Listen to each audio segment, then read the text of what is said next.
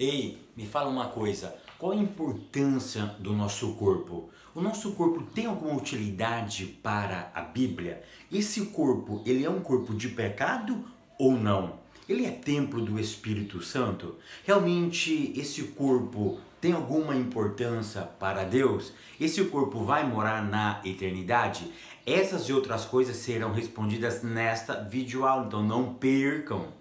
Queridos, que bom estarmos aqui novamente no nosso programa semanal da Escola Bíblica Dominical para darmos sequência à nossa série de estudos bíblicos baseado no tema a mordomia. Como nós temos administrado os nossos bens, os nossos talentos e o nosso tempo. É isso que nós estamos vendo nesse trimestre. Se você é novo por aqui, eu sou o pastor Fábio Segantin. Aqui do lado tem um botãozinho vermelho escrito inscreva-se. Se você ainda não se inscreveu, se inscreva, deixe o seu like, faça um comentário e não esqueça também de ativar o sininho de notificação. Por que, Fábio? Porque todo vídeo que eu posto, vocês recebem em primeira mão. Vamos lá? Lição de número 2. Hoje nós vamos falar sobre a mordomia do corpo, e a leitura bíblica em classe se encontra na primeira carta aos Coríntios, capítulo de número 6, do verso 13 ao verso de número 20. Hoje nós vamos falar sobre a administração do nosso corpo. A primeira coisa que eu quero deixar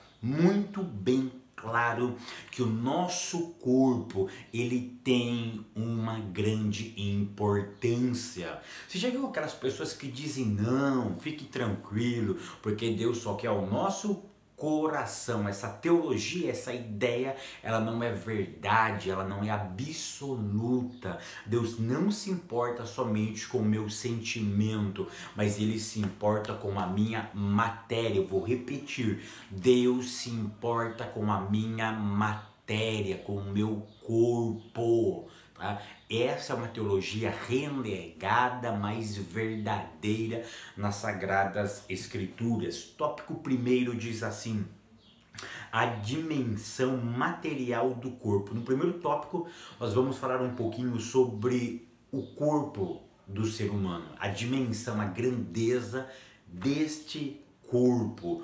Ponto primeiro, a formação maravilhosa do corpo. Essa foi a expressão que o salmista usou, que de uma forma terrível e de uma forma assombrosa e maravilhosa o homem foi formado. Por que ele chegou nessa conclusão? Ele chegou nessa conclusão por duas razões principais. A primeira, porque foi revelado para ele como que o homem foi criado. É isso mesmo. Foi revelado a ele como o homem foi criado. E ele chegou nessa segunda conclusão, porque naquela época não existia palavras,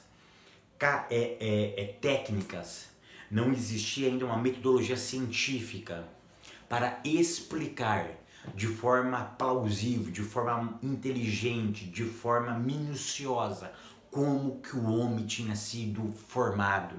Então por isso que ele usou essa expressão terrível, maravilhosa e espantosa, ou seja, ele ficou impactado, ele ficou sem palavras da revelação que ele recebeu de como o homem tinha sido formado. Ele viu, presta atenção no que eu vou dizer, ele viu no mundo espiritual, os olhos dele foram abertos, houve uma revelação para ele da formação do Éden nos seus mínimos detalhes. Aí eu vou para o ponto 2.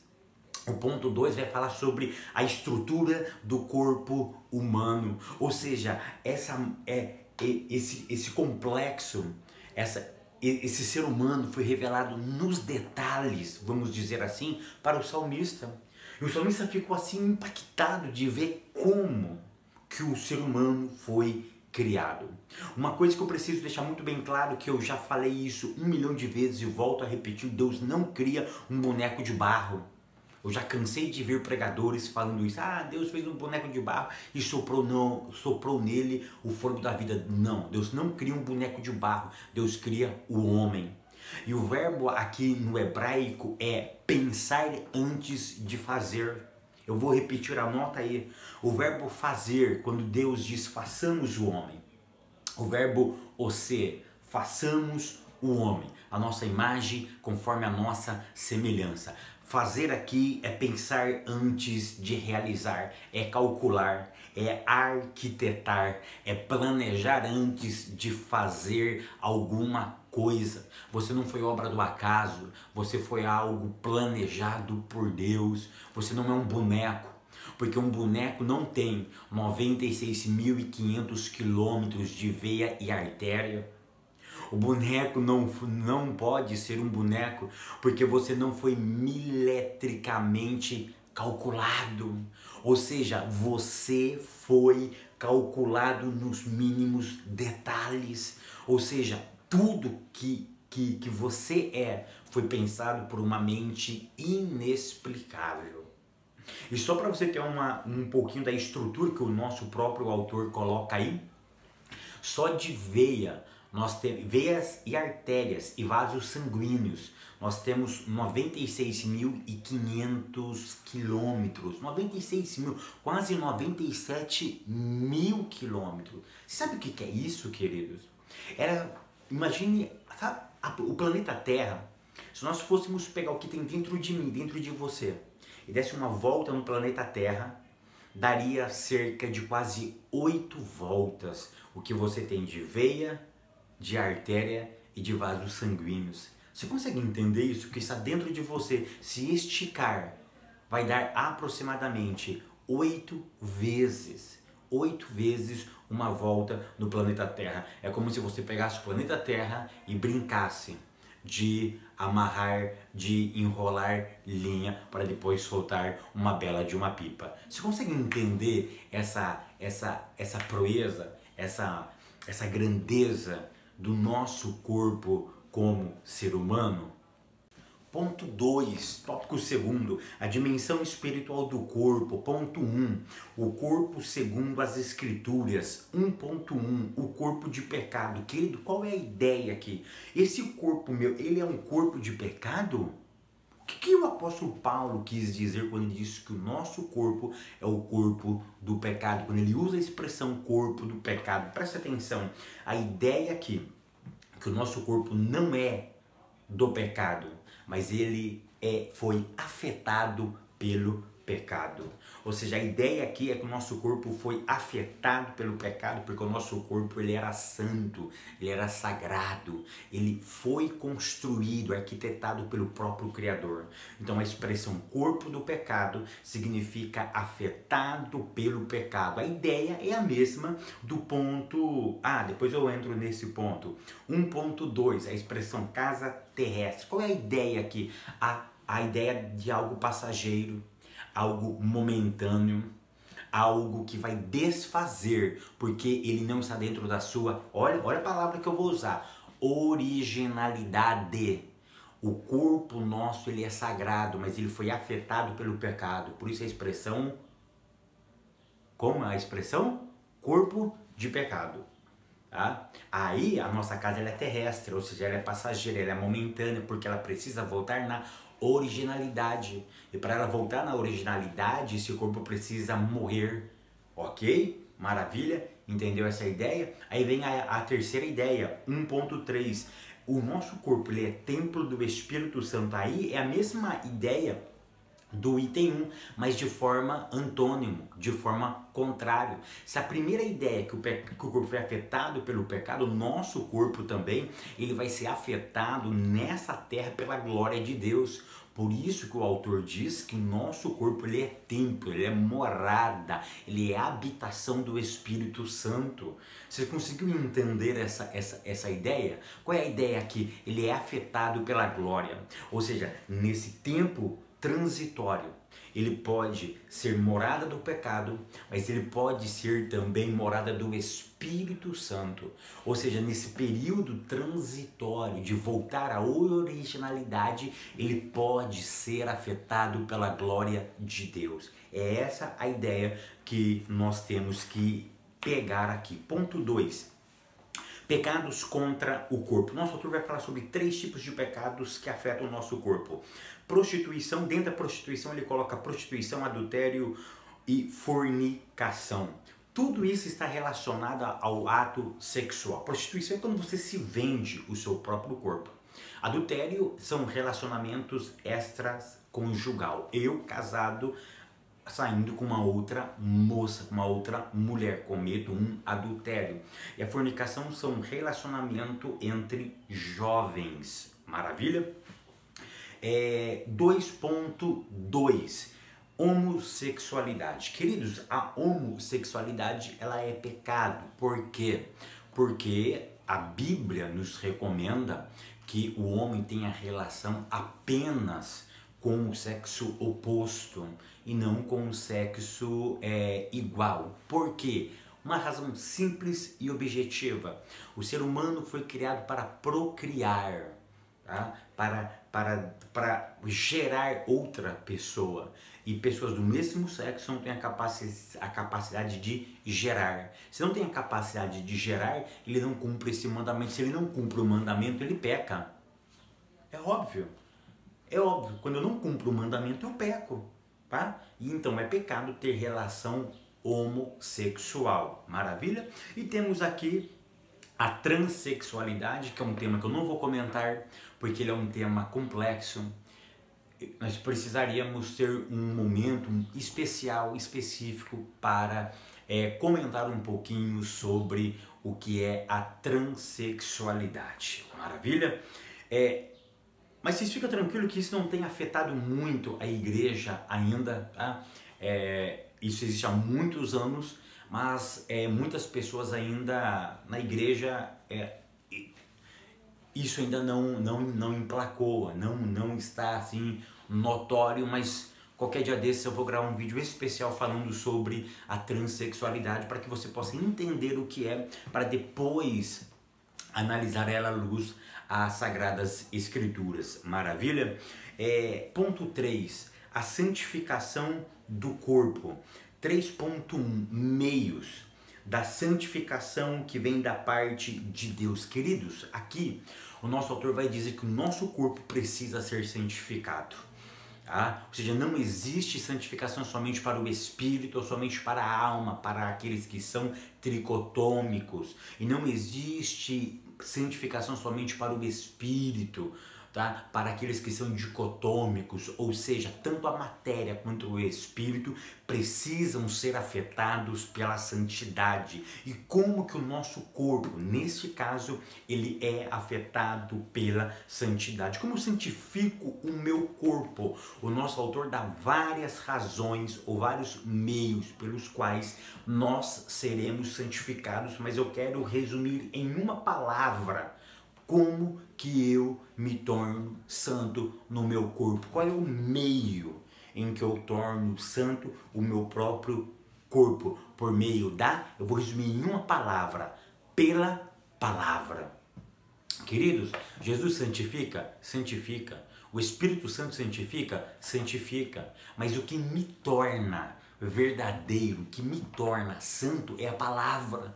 Porque eu só conheço Cristo através da palavra. Porque eu sei quem é Espírito? Pela palavra. A palavra me revela, a palavra me traz luz, a palavra traz esclarecimento, a palavra ela me guia, a palavra me orienta, ou seja, a palavra é o meio máximo de santificação. É através da palavra, pelo conhecimento da palavra, que eu passo a entender que Deus me santifica, que o Espírito me santifica e que Jesus Cristo me santifica. Ou seja, a palavra é a reveladora, ela desvenda todos esses mistérios. Por isso que eu preciso me apegar à palavra, porque ela, no meu ponto de vista, é o único veículo que me santifica. Por quê? Porque é através dela que as revelações são me facultadas ou me ortogadas. É através dela em que eu descubro, em que eu me encontro, em que eu tenho conhecimento. E o conhecimento me liberta. É por isso que Jesus disse: conhecereis a verdade, e a verdade vos libertará. Mas quem é a verdade? E ele diz: santifica-os na verdade. A tua palavra é a verdade. Mas eu sei que a verdade também é Cristo. Por quê? Porque Jesus mesmo disse: eu sou o caminho, a verdade e a vida. Olha a palavra verdade aí. Você consegue entender que a palavra, ela é a reveladora da obra salvífica de Cristo? Que ele me revela o Espírito e me mostra o Pai. Então a palavra aqui, ela é essencial, por isso que nós precisamos voltarmos à verdadeira palavra de Deus. Ponto 2, aqui vai falar sobre a santificação. A santificação, ela é um processo da soteriologia. A soteriologia, ela é no mínimo 5 partes, e a terceira parte é a santificação. A terceira parte é a santificação. A santificação, ela é um processo, tá? Meu irmão, aqui nos Estados Unidos tá um calor. Eu não quis ligar o ar-condicionado hoje aqui, porque eu achei que ele ia afetar o meu vídeo, mas no próximo eu vou ter que ligar ele, porque o ar-condicionado aqui nos Estados Unidos ele tem um barulhinho um pouquinho meio estranho, que eu estou ainda me acostumando com ele, tá? Mas aqui tá muito quente, tá começando o verão, e o verão aqui é de pegar realmente, mas infelizmente o verão é muito curto aqui, né? Logo logo o frio vai chegar aqui, a gente vai ficar tremendo, vocês vão ver eu gravando aqui, é igual um pinguim, né? Mas vamos voltar aqui. Então santificação é um processo, ou seja, eu preciso cada vez me santificar, ou seja, ela é uma evolução, eu me evoluo, tá? Ou seja, ele é algo que acontece instantaneamente. Como, Fábio? Cristo me salva. Esse salvar significa que ele me separou para fazer algo. Mas para eu viver este algo, eu preciso me santificar através da palavra. Conseguiram pegar a ideia? Ele me separa para viver para algo. Mas para eu viver esse algo, eu preciso me santificar através da palavra. Maravilha? Tópico terceiro, culto racional e a mordomia do corpo. 3 pontos o autor vai citar aqui, ele vai citar o versículo clássico de Romanos capítulo 12, verso 1, tá? Rogo-vos, pois, irmãos, que apresenteis como sacrifício vivo, santo e agradável, que é o vosso culto racional. Ele vai falar sobre culto racional como um estilo de vida para a mordomia do nosso corpo. O que ele está querendo dizer aqui? 2 palavras são clássicas e são muito importantes para que eu possa entender esse texto. Ele está falando sobre sacrifício e a palavra vivo. Sacrifício fala de morte, vivo fala de vida. Ou seja, ele está falando sobre algo morto, vivo, morto, vivo. O princípio aqui, ele é divino, ele é sobrenatural, ele é impactante. Para eu viver, eu preciso morrer. Ou seja, para que eu possa ter o estilo de Cristo, eu preciso perder o meu próprio estilo. Eu só posso viver para Deus, eu só posso viver para Ele. Ele só pode me notar se eu acabar com o meu próprio estilo de vida. Eu preciso me sacrificar, e esse sacrifício, essa morte vai me trazer vida. O que ele está querendo dizer é o seguinte: para eu ter um estilo de vida que Deus se agrada, eu preciso morrer. Ou seja, para o meu próprio estilo de vida. Ou seja, eu morro para mim, para viver para alguém. E quando eu começo a viver para alguém, eu vivo a praticidade da vida. Por quê? Porque sacrifício, ele vai me produzir vida, ele vai ser santo e ele vai ser agradável, ou seja, ele tem um propósito e todo propósito ele é louvável, ou seja, não existe culto racional dentro das igrejas. Aqui ele não está falando de culto racional dentro da igreja. O que ele está falando aqui é de uma vida no cotidiano, de uma vida social, em que eu morro para as coisas do mundo e eu vivo para as coisas de Deus. Maravilha? Então, queridos, nós precisamos entender uma coisa, que esse corpo precisa ser cuidado. Ele precisa ser muito bem administrado, porque tem alguém que mora dentro de nós, o Espírito Santo, e a Bíblia diz que ele tem ciúme das nossas atitudes, ele tem ciúme dessa casa, mas essa casa é dele, e ele precisa morar aqui. Então por isso que eu preciso cuidar deste corpo. Não faça deste corpo um negócio, Não faça deste corpo algo de menosprezar, porque este corpo, quando ele descer na sepultura, no dia do arrebatamento, Deus vai pegar esse corpo novamente. Esse corpo vai voltar a ser o que ele era. Isso mostra a importância deste corpo. Cuida dele, porque ele é morada do templo do Espírito. E na eternidade, você vai com ele. O pecado vai sair, ele vai voltar à sua originalidade e você vai para lá. Ou seja, o corrupto se revestirá da incorruptibilidade e vai morar na eternidade com o Eterno. Que Deus continue te abençoando, a tua casa, a tua vida, teu ministério. E até semana que vem, querendo Deus. Deixa eu fazer aquele lembrete para vocês. Faça, meu irmão, aquela oferta da retribuição. Sabe aquele princípio que eu ensinei para vocês? E são sendo abençoados? Eu vou deixar aqui embaixo um link, tá? O número da minha conta da Caixa Econômica Federal, para que você possa estar fazendo a sua oferta da retribuição. Está sendo abençoado? Retribua também isso, porque eu tenho aprendido isso e Deus tem me abençoado de forma poderosa por onde eu tenho andado agora, porque a oferta da retribuição, esse princípio, ele é bíblico, esse princípio é saudável, esse princípio vai impactar a sua vida também. O link está aqui embaixo, é só você entrar aqui embaixo, ver oferta da retribuição, agência e a conta bancária da Caixa Econômica Federal, e Deus continuará com as suas mãos estendidas sobre você. Amém? Até semana que vem, querendo Deus.